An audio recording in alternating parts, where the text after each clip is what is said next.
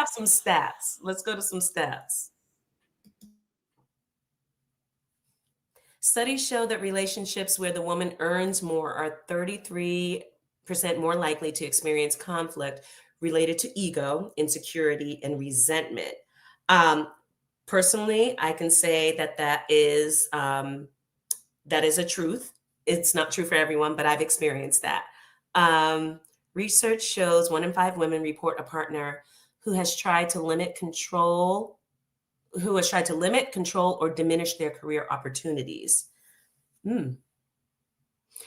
Surveys indicate 45% of men feel uncomfortable if their partner earns significantly more than them, with Black men reporting a slightly higher percentage due to cultural expectations, which is back to what you were saying, Dr. Alicia.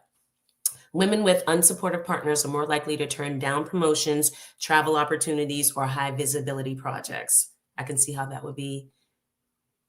Psychology studies show jealousy in relationships is linked to increased anxiety, decreased life satisfaction, and chronic stress symptoms, especially for high achieving women. I can see how that could be true also.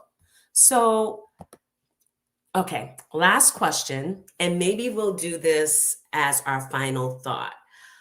Why do you ladies believe that women are attracting these type of men if they're having these experiences?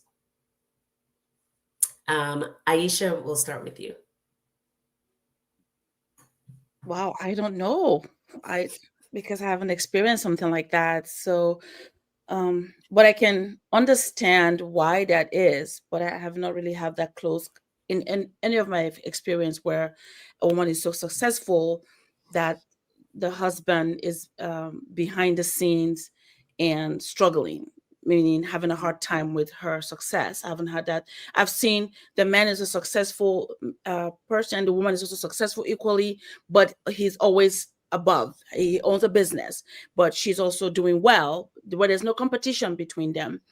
And uh, personally, for me, I also try to find situation like that because I know that naturally there's going to be conflict between people if Mhm. that ever happens, where somebody earns more than, if a woman especially earns more than the man, right? So maybe I've read about it, but in my own personal life I haven't had that exposure yet.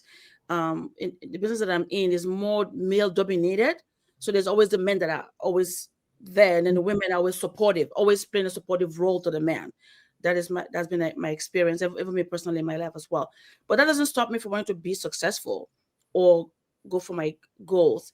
Like Dr. Alicia was saying that in your family you have your family goal, your personal goals individually, and then you support each other in those goals.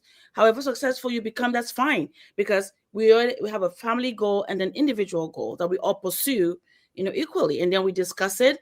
And there's no balance. Sometimes there's going to be an imbalance where one person is more highlighted than the other, but we understand that already as a family, and we figure out how to make it work. It's not going to be smooth sailing all the time, but Mhm. because we're a family that has unity as our goal, we always try to be on that page. We always try to do that. And for me, my faith really guides everything I do, because I understand that um, how else can you do anything that will make you feel fulfilled, no anxiety, not too much anxiety, stress, or imbalance? So maybe my faith guides me a lot. If I feel like I'm going way one way, I try to course Mhm. correct, so that we have harmony in the family and peace. That doesn't mean I don't make mistakes here and there, but understanding that when I self-reflect, like again, then I can get back on track, rather than hammering on what I want, only what I want. Then nobody wins at the end. There's always going to be that, okay, there's an imbalance, and I want peace.